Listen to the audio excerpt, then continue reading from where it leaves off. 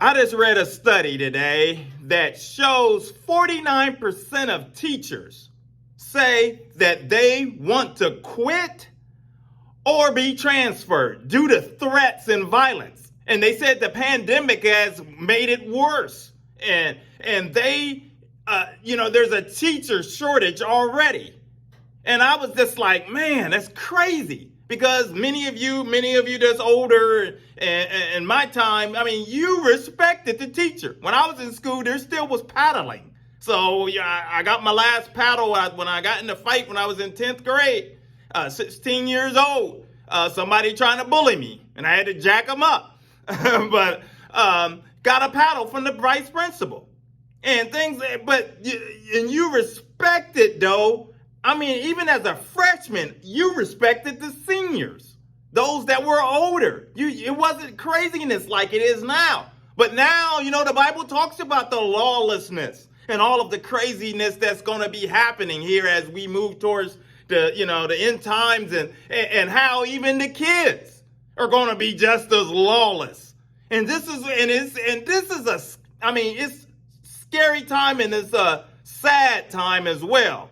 Because it's bad enough in America that the educational system is already messed up as it is and needs a major overhaul. But now you got teachers that just want to quit and give up.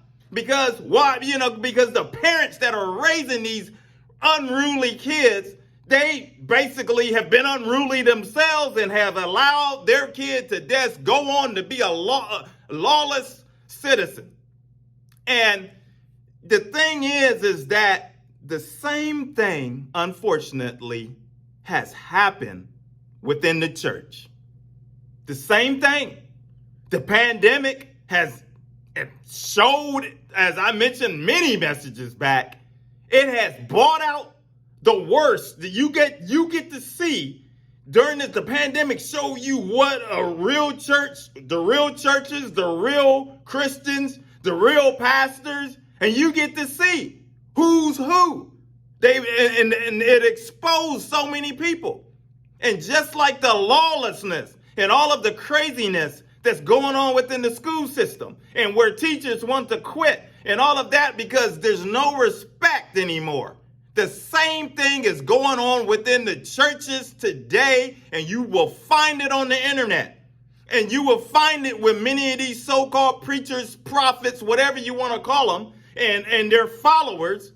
They are just as lawless and mean and hateful as some of they sat there. These are the same people that, it's been going on for years.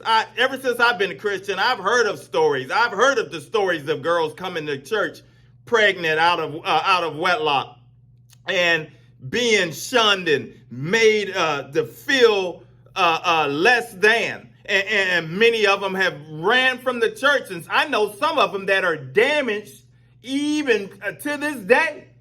I know of a particular guy, he was a deacon and got sick. He got really, really sick. And he was a deacon, and there was many other deacons that was at this church. And none of them came to visit him when he was sick.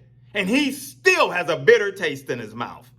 And seeing this is the kind of thing that goes on. But now in this new internet age, you've got the hateful folks that sit there, that you got people that are coming with issues, coming, seeking some type of guidance or help or some, trying to, I've heard about the Lord. I heard of his goodness. I've heard of all the things that he can do. And they're reaching and trying to come out and find the truth and answers. But to no avail in a lot of cases, because they might get told, well, you've done everything. But because you haven't spoken in tongues, and because this other things haven't happened, God has not fully loved you yet, because you still need to have the Spirit imparted into you so that you can be this extraordinary person.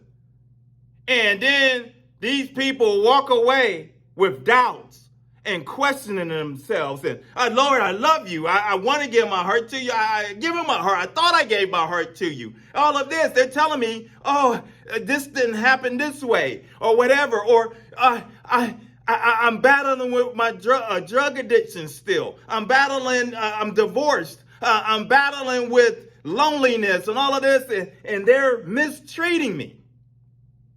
Lawlessness within the church. Hateful folks within the church.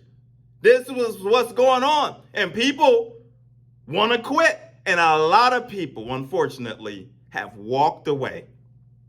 They have walked away. You've had some people that they might have been right on the verge of giving their life to the Lord. Right on that verge of converting. But because of the actions of this lawless people within churches, and throughout the internet as well, that they've walked away.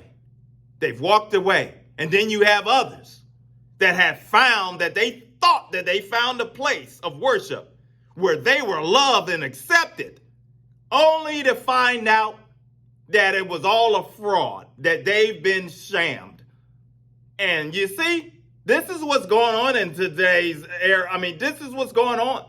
And Satan is sitting back, laughing, rubbing his hands, cracking up as people fall by the wayside, as people fall for the fake preachers and prophets and all of the other false hopes that they lay out for them. And here they are, defeated, many people. But you know what? God's gonna hold you. God will deal with you. I say it all the time. You think you're getting away with that if you are using God's name in some kind of way and twisting the scriptures for your own gain and for your own self. God, you're not going to get away with it. Just know that. He will not let you get away with it. And on this channel, we're not going to let you get away with it. We're going to continue to call it out. My name is Maurice Braxton. Evangelism for God is a channel where we talk about issues the church run away from and expose Satan and his devices and punch him right in between the chops, put him on the run. So if you're new, consider subscribing, hit like, coming along for the journey, because we're going to continue telling it like it is and giving glory to God. And until the next video, my friends, take care. God bless.